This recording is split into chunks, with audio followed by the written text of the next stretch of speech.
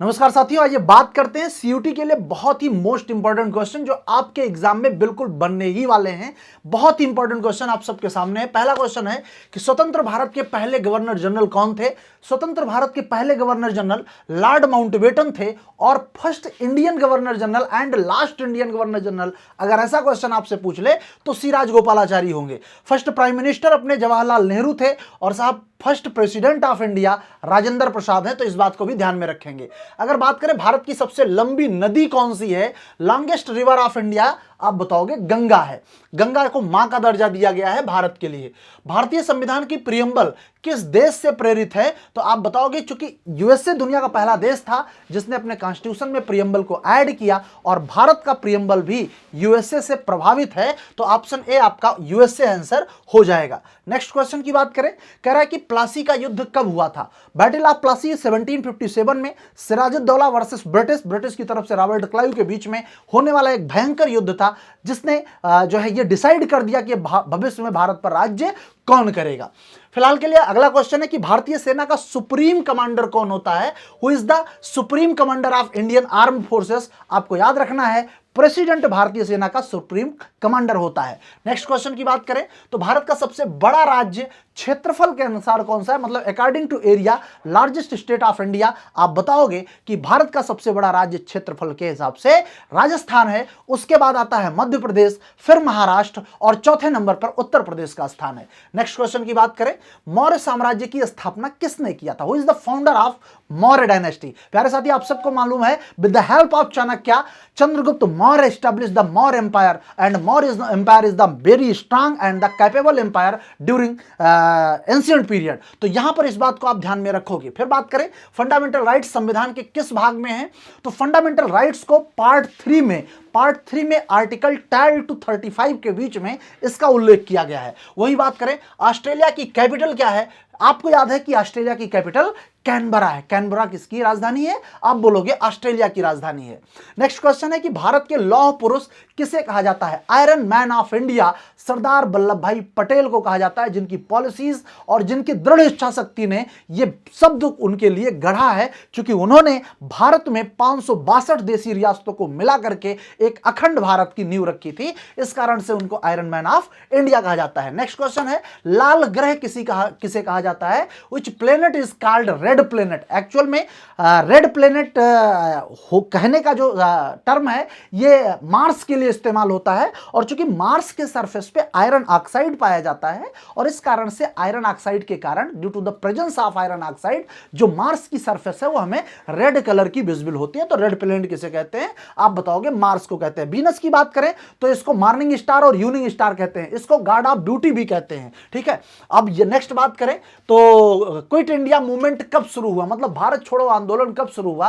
प्यारे साथी 1942 में गांधी जी के द्वारा डू और डाई का नारा दिया जाता है और यहीं से क्विट इंडिया मूवमेंट की शुरुआत होती है। नेक्स्ट क्वेश्चन की बात करें कि term of Lok Sabha is, Lok Sabha का कार्यकाल कितना होता है, तो याद रखना लोकसभा का कार्यकाल 5 साल का होता है। मतलब वो सारे मेंबर जो लोकसभा के मेंबर इलेक्ट होकर के पहुंचते हैं वो 5 साल तक अपने कार्यकाल को पूरा करते हैं, और राज्यसभा का कार्यकाल 6 साल का होता है। तो ये दोनों बातें याद रखोगे। इसी प्रकार से स्टेट में विधानसभा का कार्यकाल 5 साल का होता है और विधान परिषद का कार्यकाल 6 साल का होता है, तो ये भी आपको रिलेट करके याद रखना है। नेक्स्ट क्वेश्चन है क्षेत्रफल के अनुसार सबसे छोटा राज्य कौन सा है।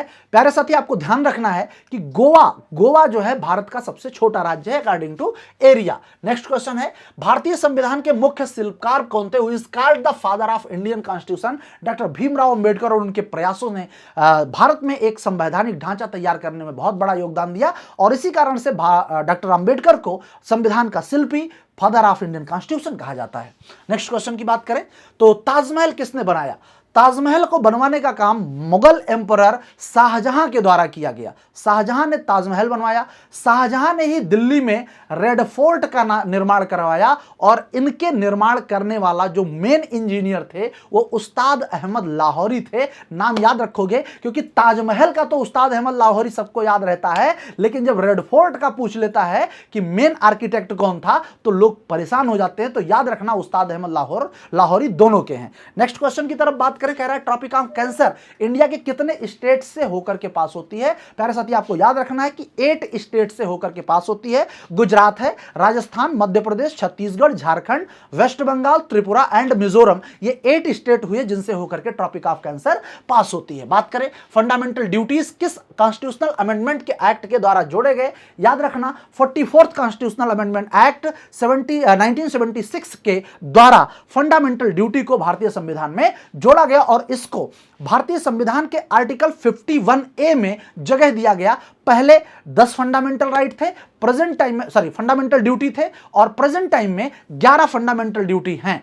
तो इस बात को भी आप ध्यान में रखेंगे। नेक्स्ट क्वेश्चन की बात करें, भारत के लिए सी रूट्स की डिस्कवरी किसने किया, तो वास्को डी गामा 1498 में 1498 में समुद्री रास्ते मतलब केप ऑफ गुड होप जो अफ्रीका के दक्षिण से होकर जाता है वो होते हुए भारत के कालीकट आया था। तो नए सी रूट की खोज किसने किया, वास्को डी गामा ने किया। क्वेश्चन है नेक्स्ट की आरबीआई की स्थापना कब हुई।